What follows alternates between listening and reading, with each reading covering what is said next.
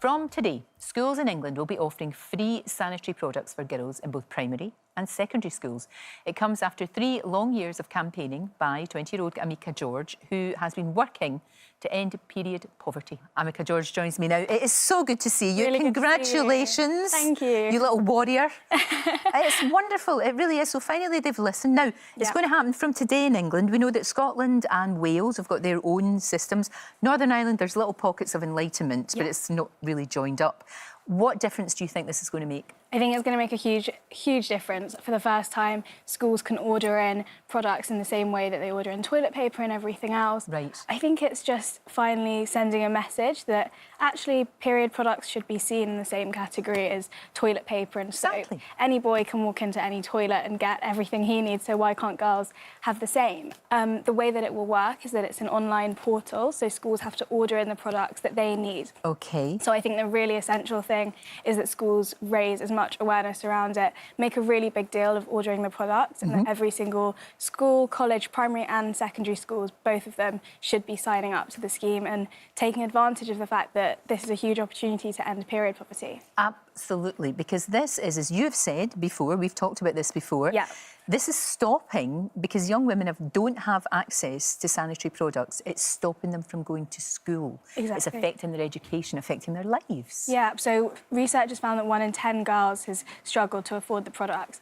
and a lot of them don't go to school for a week every single month when they can't afford, when they're on their period, or they force themselves to go to school. They use toilet paper, newspaper, socks, T-shirts, whatever they can find, just to be able to attend their lessons. Oh, it's terrible. It's not hygienic for them. I mean, obviously they're doing the best that they can. Exactly. But that can affect their health as well. For sure, and also when you're, a teenager, I think it's stressful. There's enough going on with, so many different problems, and to have that on top of it is just a huge added stress. So I don't think it's fair that any child should have to go through that every month.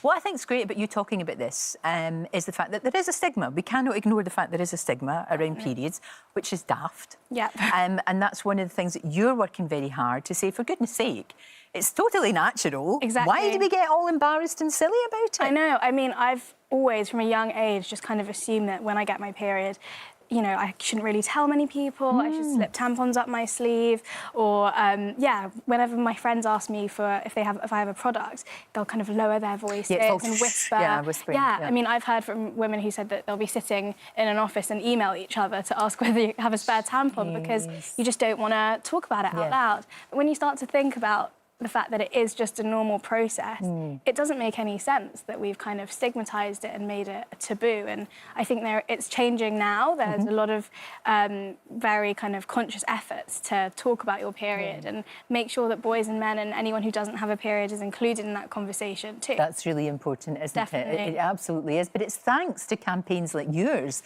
that we're actually talking about this. Do you think it is getting better? Do you think the next generation that's coming up after you won't be as squeamish about it as anyone else? I really hope so, because I mean, I grew up seeing blue liquid instead of blood. Yeah, of course, you see that on the ads. And and I think that's changing now, just because of campaigning and just generally, I think we're becoming a lot more open to talk about taboo subjects. And the taboo around periods is one of those things that once you start questioning why it's there, I think it's because this half of the population that we've kind of discriminated against women, and the fact that it's their bodies, that's become an inherently patriarchal taboo. And so once you start to kind of unpack that and talk about them more, you realise actually it's really easy to just say the word period. Exactly. And you're getting so much support. You're award-winning.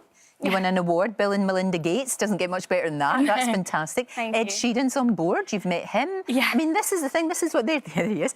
This is what you need to do. We need to make it just... It's a wee bit like... nobody would talk about the menopause a couple of years ago. Exactly. And then we opened up the discussion and people are talking about it, and then suddenly realising, why did we get our knickers in a twist about that? Yeah, exactly. And it's the same thing. Yeah, it's the same sort of thing. I think. So you're going to keep going with this campaign, aren't you? I am, definitely. So I'm hoping that the success of this scheme in England is going to prove to other European governments that the same thing needs to happen.